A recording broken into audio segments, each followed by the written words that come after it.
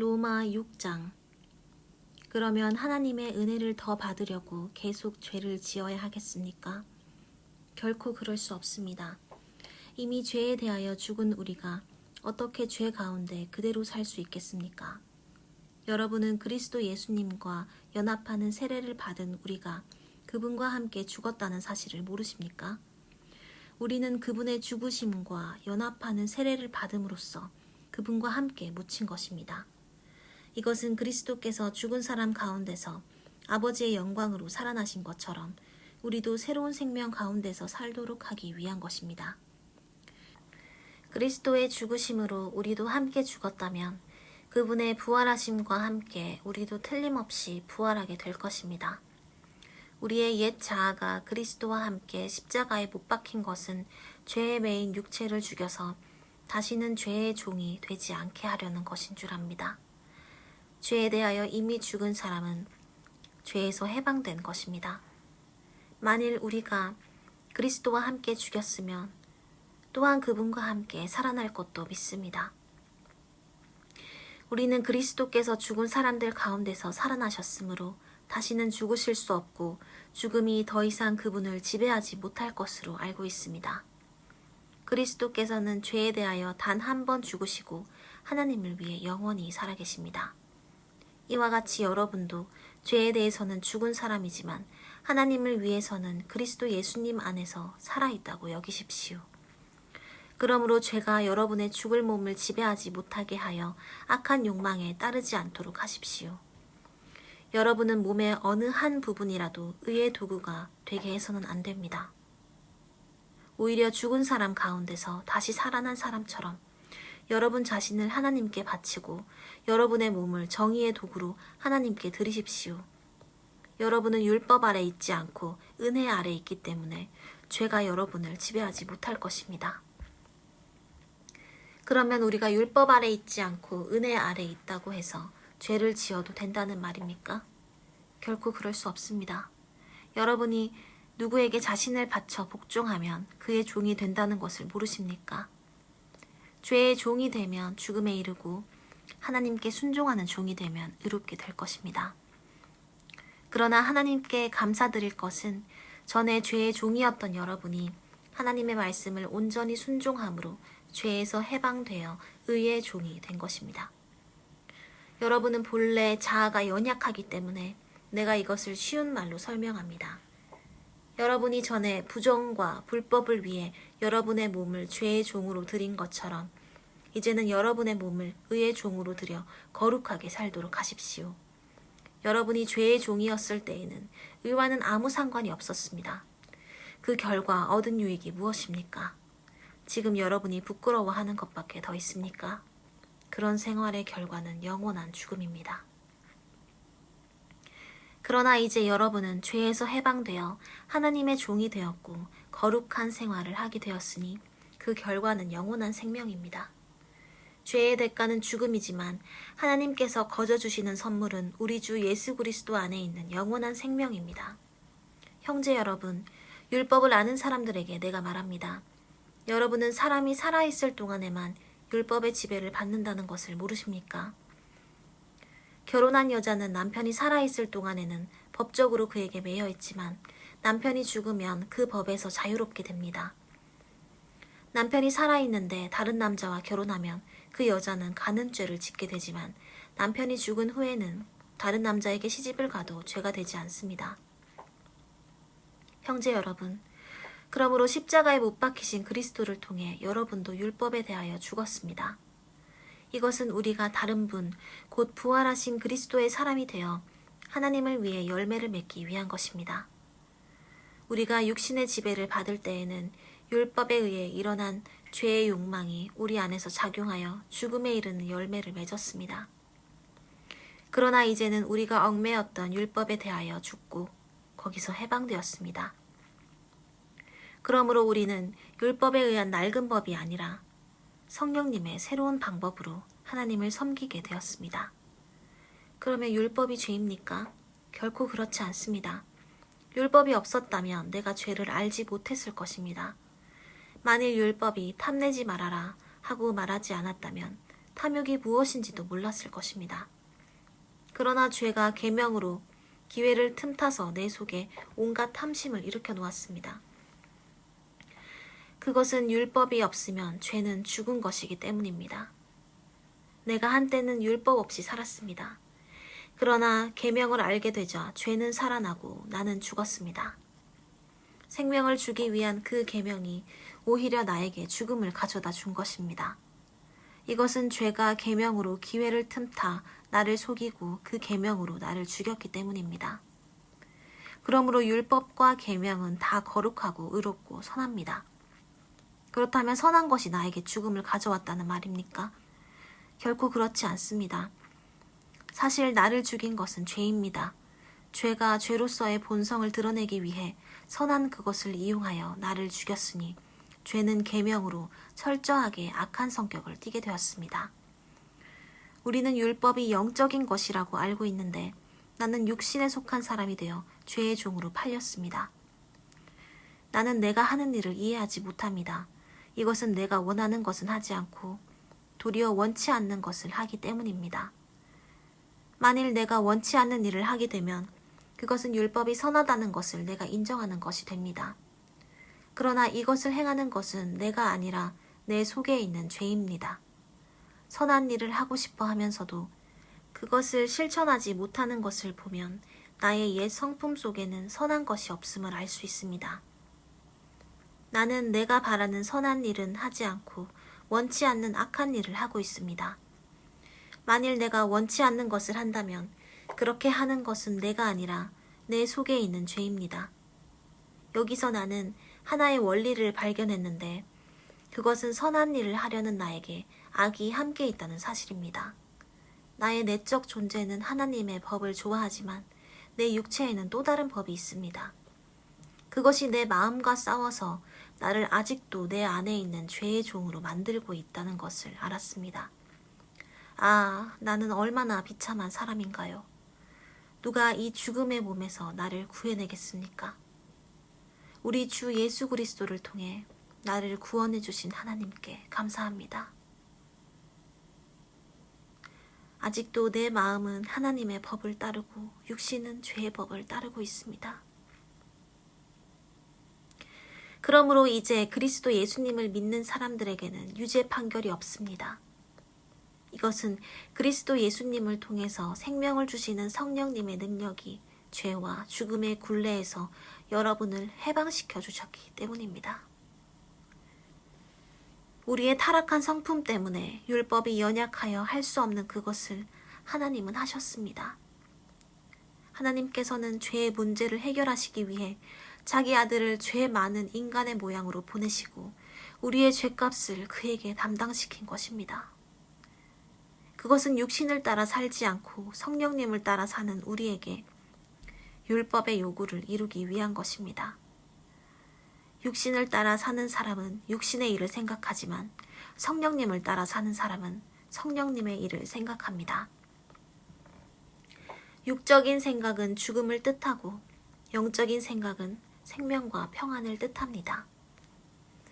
육적인 사람은 하나님의 법에 복종하지도 않고 또 복종할 수도 없기 때문에 하나님과 원수가 되고 맙니다. 육신의 지배를 받는 사람은 하나님을 기쁘시게 할 수 없습니다. 그러나 성령님이 여러분 안에 계시면 여러분은 육신의 지배를 받는 것이 아니라 성령님의 지배를 받습니다. 누구든지 그리스도의 영이 없으면 그리스도의 사람이 아닙니다. 그러나 그리스도께서 여러분 안에 살아계시면 비록 여러분의 몸은 죄로 죽어 있으나 영은 의로 인해서 살아있는 것입니다. 죽은 사람들 가운데서 예수님을 다시 살리신 분의 영이 여러분 안에 계시면 그리스도를 살리신 그분이 여러분 안에 계시는 성령님을 통해 여러분의 죽을 몸도 살리실 것입니다. 형제 여러분, 우리가 빚진 사람들이지만 육신의 빚을 지고 육신을 따라 살아서는 안 될 것입니다. 만일 여러분이 육신을 따라 살면 죽을 것이지만 성령님을 통해 육적인 악한 행위를 죽이면 살 것입니다.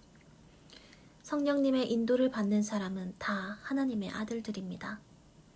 여러분은 다시 두려워해야 할 종의 영을 받은 것이 아니라 하나님의 아들이 되게 하는 성령을 받았습니다.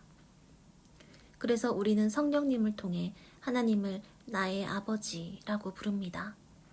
바로 그 성령님이 우리 영과 함께 우리가 하나님의 자녀라는 사실을 증거하십니다. 우리가 하나님의 자녀라면 하나님의 상속자로서 그리스도와 공동 상속인이 되는 것입니다. 그러므로 우리가 그리스도와 함께 영광을 받으려면 그분과 함께 고난도 받아야 합니다. 지금 우리가 받는 고난은 앞으로 우리에게 나타날 영광과 전혀 비교가 되지 않는다고 생각합니다. 모든 피조물들은 하나님의 아들들이 나타나기를 애타게 기다리고 있습니다. 피조물이 헛된 것에 복종한 것은 스스로 할 것이 아니라 하나님께서 그렇게 하신 것입니다.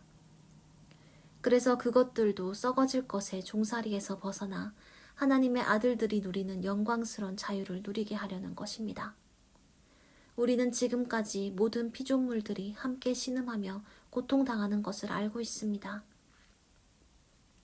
이것뿐만 아니라 성령을 첫 열매로 받은 우리까지도 속으로 신음하며 하나님의 아들이 되는 것, 곧 우리 몸이 구원받기를 갈망합니다. 우리는 이 희망 가운데서 구원을 받았습니다. 그러나 보이는 희망은 희망이 아닙니다. 눈앞에 보고 있는 것을 누가 바라겠습니까? 만일 우리가 보지 못하는 것을 바란다면 참고 그것을 기다려야 할 것입니다. 성령님도 우리의 연약함을 도와주십니다. 우리가 어떻게 기도해야 될지 모를 때 성령님이 말할 수 없는 탄식으로 우리를 위해 기도해 주십니다. 사람의 마음을 살피시는 하나님은 성령님의 생각을 아십니다. 이것은 성령께서 하나님의 뜻을 따라 성도들을 위해 기도하시기 때문입니다. 하나님을 사랑하고 그분의 계획대로 부르심을 받은 사람들에게는 결국 모든 일이 유익하게 된다는 것을 우리는 알고 있습니다.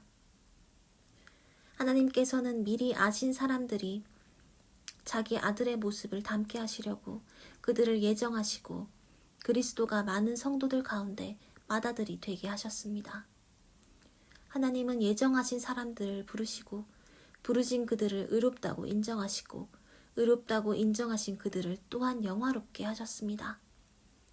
그렇다면 우리가 이 일에 대하여 무슨 말을 할 수 있겠습니까? 만일 하나님이 우리 편이시라면 누가 감히 우리를 대항할 수 있겠습니까? 자기 아들까지도 아끼지 않으시고 우리 모든 사람을 위해 내어주신 하나님이 어찌 그 아들과 함께 다른 모든 것도 우리에게 아낌없이 주시지 않겠습니까? 하나님이 택하신 사람들을 누가 감히 고발하겠습니까? 우리를 의롭다고 인정하신 분이 하나님이신데 누가 우리를 죄인으로 단정하겠습니까? 그리스도 예수님은 죽었다가 다시 살아나셔서 하나님의 오른편에서 항상 우리를 위해 기도해 주십니다. 그런데 누가 우리를 그리스도의 사랑에서 끊는단 말입니까? 고난입니까? 의로움입니까? 핍박입니까? 주림입니까? 헐벗음입니까?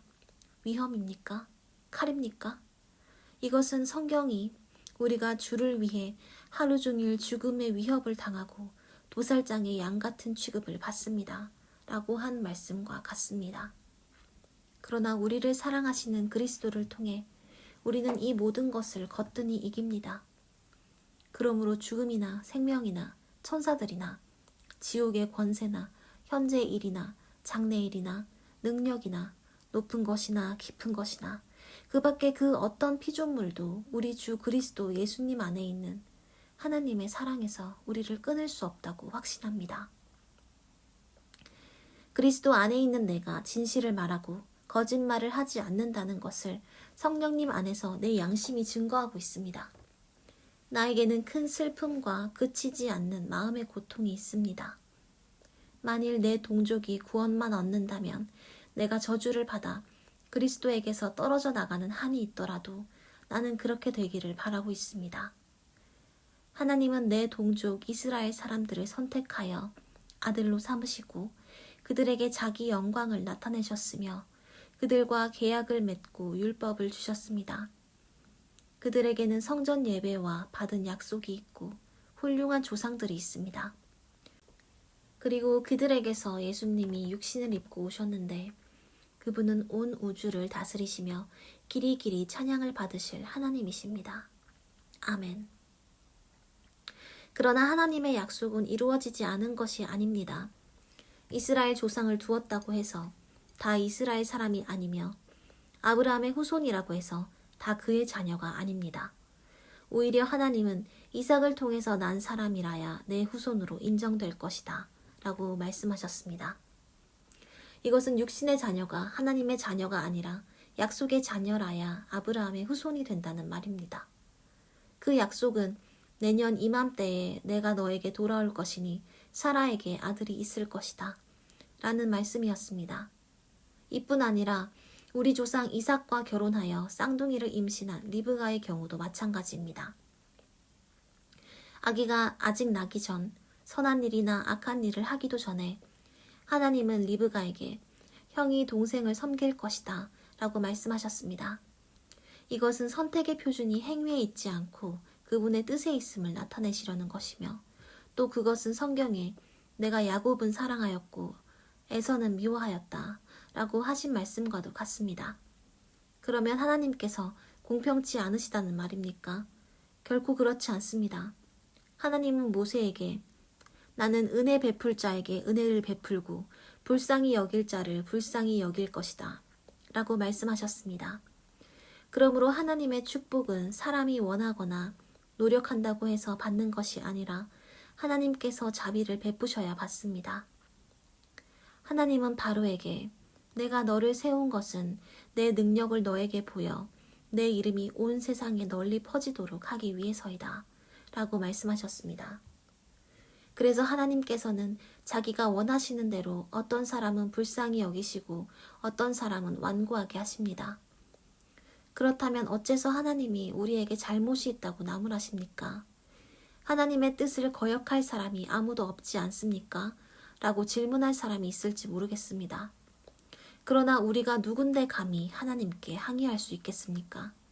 만들어진 물건이 그것을 만든 자에게 왜 나를 이렇게 만들었습니까? 하고 말할 수 있습니까? 토기장이가 같은 흙으로 귀하게 쓰일 그릇과 천하게 쓰일 그릇을 만들 권리가 없습니까?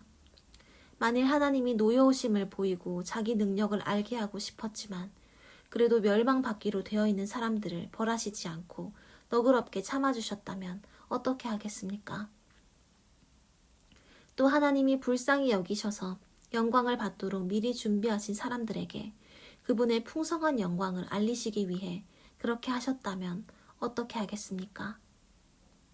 유대인 가운데서 뿐만이 아니라 이방인들 가운데서도 불러내신 우리에게 하나님이 그렇게 하신 것입니다. 그것은 하나님께서 호세아의 예언서에 이렇게 말씀하신 것과 같습니다. 내가 내 백성이 아닌 사람들을 내 백성이라 부르고 내가 사랑하지 않은 자를 나의 사랑하는 자라고 부를 것이다.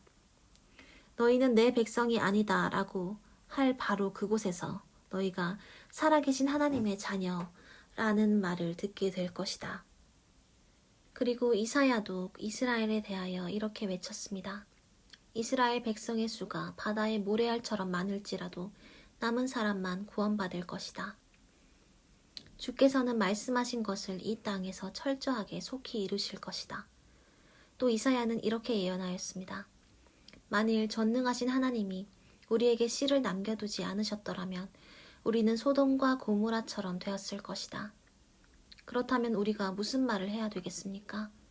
하나님을 찾지 않던 이방인들은 믿음으로 의롭다는 인정을 받았는데 율법을 지키려고 애쓰던 이스라엘은 그 인정을 받지 못하였습니다. 왜 그렇습니까? 그들은 믿음이 아닌 행위로 그것을 추구하다가 장애물에 걸려 넘어진 것입니다. 이것은 성경에 보라, 내가 걸려 넘어지게 하는 돌과 바위를 시온에 둔다. 그러나 그를 믿는 사람은 부끄러움을 당하지 않을 것이다. 라고 쓰인 말씀과 같습니다. 형제 여러분, 나는 내 동족이 구원받기를 간절히 원하며 기도하고 있습니다. 그들이 하나님께 대하여 열심이 있는 것은 사실이지만 그 열심은 바른 지식에서 나온 것이 아닙니다. 그들은 하나님에게서 의롭다고 인정받는다는 것을 모르고 스스로 의롭게 되려고 노력하며 의롭다고 인정받는 하나님의 방법을 따르지 않았습니다. 그래서 그리스도께서는 믿는 모든 사람들이 하나님에게 의롭다는 인정을 받게 하시려고 율법을 완성해 주셨습니다. 모세는 율법을 의지하고 지키는 사람은 그것을 완전히 지켜야만 구원을 받을 것이라고 하였습니다. 그러나 믿음으로 의롭게 되는 것에 관해서는 이렇게 기록되어 있습니다. 너희는 그리스도를 모셔내리려고 마음속으로 누가 하늘에 올라가겠느냐 하지 말며 또 죽은 자 가운데서 그리스도를 모셔 올리려고 누가 무저갱에 내려가겠느냐 하지 말아라. 이것은 하나님의 말씀이 바로 여러분 곁에 있으며 여러분의 입술과 마음에 있습니다. 라고 하였기 때문입니다. 이것은 바로 우리가 전파하는 믿음의 말씀입니다. 만일 여러분이 입으로 예수님을 주님이라고 고백하고 또 하나님께서 그분을 죽은 사람들 가운데서 살리셨다는 것을 마음으로 믿으면 구원을 받을 것입니다. 사람이 마음으로 믿어 하나님께 의롭다는 인정을 받고 입으로 고백하여 구원을 받게 되는 것입니다. 성경에서도 누구든지 그를 믿는 사람은 부끄러움을 당하지 않을 것이다 라고 말합니다. 유대인과 이방인 사이에 차별이 없습니다. 그것은 주님께서 모든 사람의 주님이 되셔서 자기 이름을 부르는 모든 사람에게 넘치는 복을 주시기 때문입니다. 누구든지 주님의 이름을 부르는 사람은 구원을 받을 것이다 라는 성경 말씀도 있습니다. 그러나 믿지도 않은 분을 어떻게 부르며 듣지도 못한 분을 어떻게 믿겠습니까? 전하는 사람이 없이 어떻게 듣겠습니까? 또 보내심을 받지 않고 어떻게 전하겠습니까? 이것은 기쁜 소식을 전하는 사람들의 발이 참으로 아름답구나 라고 한 성경 말씀과 같습니다. 그러나 모든 이스라엘 사람이 다 기쁜 소식을 받아들인 것은 아닙니다. 이사야는 주님, 우리가 전한 것을 누가 믿었습니까? 라고 말합니다. 그러므로 믿음은 듣는 데서 생기고 듣는 것은 그리스도의 말씀에서 비롯됩니다. 그러면 그들이 기쁜 소식을 듣지 못했습니까? 그렇지 않습니다. 성경에도 그 전하는 소리가 온 세상에 퍼지고 그 전하는 말이 땅끝까지 미쳤다 라고 하였습니다. 그렇다면 이스라엘이 그 말씀을 알아듣지 못했다는 말입니까? 그렇지 않습니다. 그들은 모세 때부터 이미 알고 있었습니다.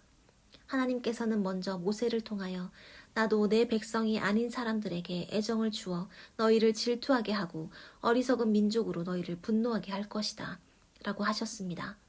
그리고 이사야는 더욱 담대하게 나를 찾지 않던 사람들에게 내가 발견되었고 나에게 묻지 않은 사람들에게 내가 나를 나타내었다는 하나님의 말씀을 전하였고 또 이스라엘에 대하여 내가 불순종하고 거역하는 백성을 맞으려고 하루 종일 내 팔을 벌렸다 라고 하신 말씀도 전하였습니다.